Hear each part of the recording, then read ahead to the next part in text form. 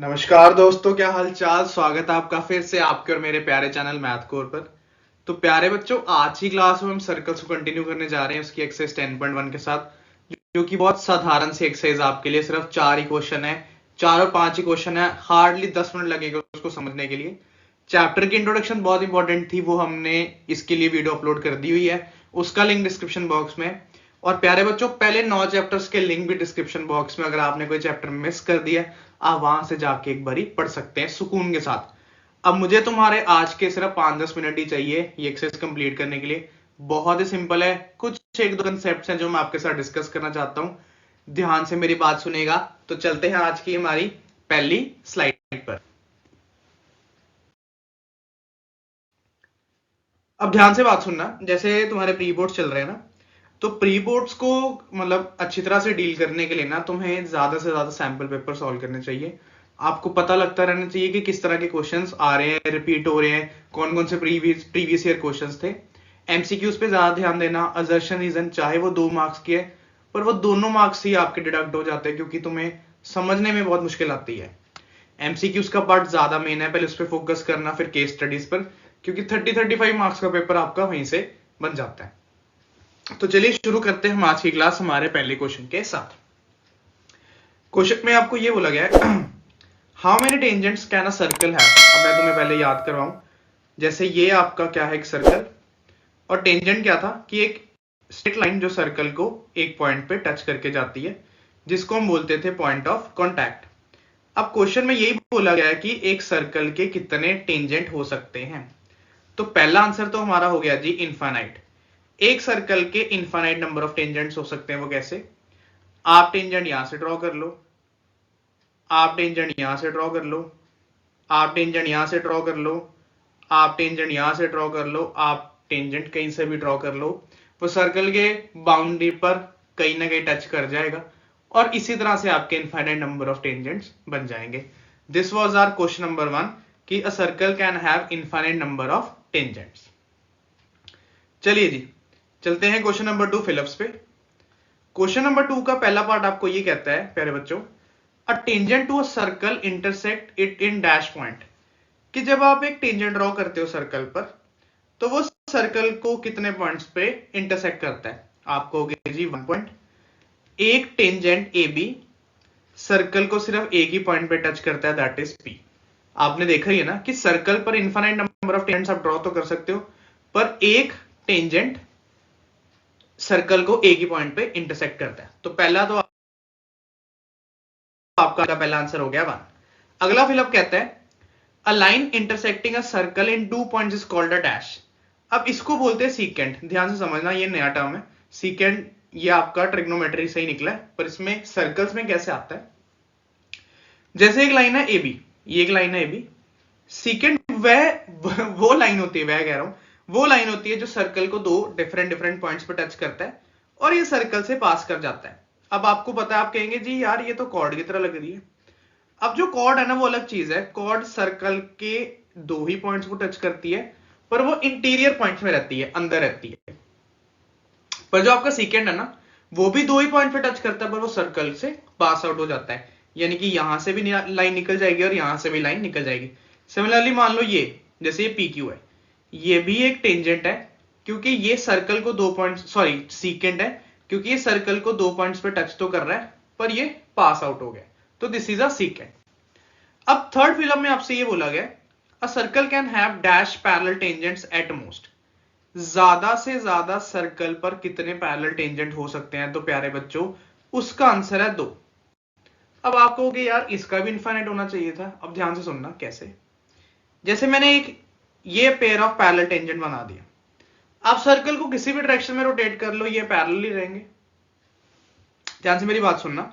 जैसे ये एक सर्कल है, ये एक टेंजेंट है और ये एक टेंजेंट है, ये दोनों पैरेलल है आपस में, ऐसे है ना, ये दोनों ऐसे है, ठीक है। आप रोटेट कर लो, ये हमेशा पैरेलल ही रहेंगे, किसी भी डायरेक्शन में रोटेट कर लो ये पैरेलल ही रहेंगे। तो ज्यादा से ज्यादा एट मोस्ट सर्कल पर दो ही पैरेलल टेंजेंट्स हो सकते हैं, इससे ज्यादा नहीं हो सकते। हाँ, नंबर ऑफ टेंजेंट्स इनफाइनाइट है, पर पैरेलल सिर्फ और सिर्फ 2 है। This is your third fill up. उसके बाद फोर्थ फिलअप ये कहता है, the common point to a tangent to a circle and the circle is called dash. कहने का मतलब ये है जहां पे सर्कल और टेंजेंट आपस में मीट करते हैं उस कॉमन पॉइंट को क्या बोलते हैं? तो प्यारे बच्चों उस कॉमन पॉइंट को बोलते हैं पॉइंट ऑफ कॉन्टैक्ट। जहां पे आपका सर्कल और जहां पे आपका टेंजेंट मीट करता है जी उसको क्या बोलते हैं प्यारे बच्चों? उसको बोलते हैं जी पॉइंट ऑफ कॉन्टैक्ट, जहां पे ये दोनों आपस में मिलती है। So this was our first slide जिसमें हमने पहला क्वेश्चन पढ़ा कि टेंजेंट्स कितने होते हैं और दूसरे में 4 फिलअप्स पढ़े हैं। एक बार ये आप देख लो, फिर हम चलते हैं हमारे नेक्स्ट 2 क्वेश्चंस पर।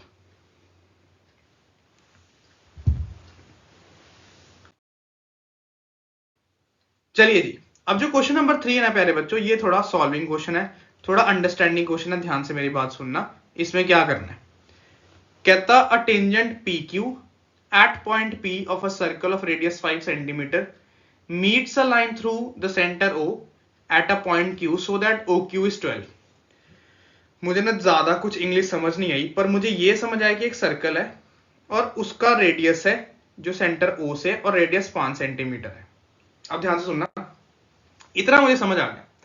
कहता है टेंजेंट पी क्यू है, यानी कि टेंजेंट तुम्हें पता है इस तरह से एक स्ट्रेट लाइन है, ये टेंजेंट है P Q at a point P of a circle of radius 5 centimetre, यानी कि ये P है, यहां पे Q है, through the centre O at a point Q so that OQ is 12। यानी कि ये जो OQ है ना, ये प्यारे बच्चों कितना है, ये आपका 12 सेंटीमीटर है। आपको PQ की लेंथ निकालनी है। ध्यान से बात सुनना, ये तुम्हारा सर्कल, ये मुझे समझ आ गया कि रेडियस है O से रेडियस है जो कि 5 सेंटीमीटर है। कहता है टेंजेंट है PQ। अब PQ मैंने यहां P लिया और यहां Q लिया क्योंकि उसने बोला है point P of a circle, यानी कि जो P है वो सर्कल पर ही है, यानी ये Q है, तो ये आपने Q फाइंड आउट करना है। यानी कि आपने OQ आपको दिया हुआ है, PQ आपने फाइंड आउट करना है। यानी कि आपको हाइपोटेन्यूज दिया हुआ है 12 सेंटीमीटर, आपको परपेंडिकुलर दिया हुआ 5 सेंटीमीटर, आपको बेस फाइंड आउट करना है।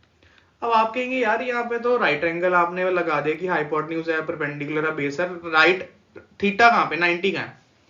अब तुम्हें याद होगा जब हमने इंट्रोडक्टरी पार्ट पढ़ा था ना, उसका लिंक डिस्क्रिप्शन बॉक्स में ही है। उसमें यह था कि जो टेंजेंट और जो रेडियस है ना, ये आपस में 90 डिग्री फॉर्म करते हैं। ये जो सर्कल है ना, इसका ये रेडियस और ये टेंजेंट जहां मिलते हैं वहां पे राइट एंगल फॉर्म करते हैं। यानी कि जो ओपी है ना, वो परपेंडिकुलर है किसके, पी क्यू के। जो ओपी है ना वो परपेंडिकुलर है किसके, पी क्यू के। यानी कि आपका एंगल ओपी क्यू है, ये एक राइट एंगल है। तो अगर ये राइट एंगल है तो बाय पाइथागोरस थ्योरम हाइपोटेन्यूज यानी OQ का square is equal to perpendicular यानी OP का स्क्वायर प्लस बेस यानी कि PQ का स्क्वायर। OQ आ गया आपका 12, OP आपका आ गया 5 और PQ हमें ढूंढना है। 12 का स्क्वायर इज 144, 5 का square is 25 plus x square, इसको ले जाओ इधर। 144 माइनस 25 यानी कि 119 is equal to x square. दोनों साइड पे अंडर रूट लिया तो x की वैल्यू आ गई जी रूट 119। अब रूट 119 की ये अंडर रूट में ही है आंसर। रूट 119 का कोई परफेक्ट रूट नहीं है, तो प्यारे बच्चों ये आपका एज इट इज रूट 119 ही रहेगा, यानी कि डी ऑप्शन। मुझे रेडियस का समझ आया, फिर मुझे टेंजेंट की लेंथ समझ आई, और उसने बोला जो OQ है वो 12 है, तो हमने क्या करा, टेंजेंट की लेंथ फाइंड आउट कर ली कि वो रूट 119 सेंटीमीटर है। This was your question number 3। एक बार आप अच्छे से देख लो, फिर हम चलते हैं क्वेश्चन नंबर 4 पे। सुनिएगा जी मेरी बात। अब कहता है एक सर्कल बनाओ, लो जी एक सर्कल बना लिया, and two lines parallel to given line such that one is a tangent and the other a secant। ठीक है, ये एक लाइन बना लेते हैं हम, इसको नेम कर देते हैं AB। उसने बोला एक लाइन बनाओ AB के जो कि एक टेंजेंट है जो इसके पैरेलल है यानी PQ, ये टेंजेंट है जो AB के पैरेलल है, और एक बनाओ सीकेंट, ये सीकेंट ले लेते हैं RS जो AB के ही पैरेलल है। This is a secant which is also parallel to किसके, AB is parallel to RS and also AB is parallel to Q। जो AB PQ है ये टेंजेंट और लाइन है, जो AB RS है ये सीकेंट और line. So this was the question number 4, बहुत ही सिंपल। इसके साथ आपकी एक्सरसाइज खत्म। अब नेक्स्ट एक्सरसाइज जो 10.1 है उसमें बहुत इंपॉर्टेंट क्वेश्चंस है, एनसीईआरटी का ज्यादा पार्ट है, तो हम चंक्स में पढ़ेंगे, 3 कर पार्ट बनाएंगे उसके, आराम से तुम्हें क्लियर करेंगे।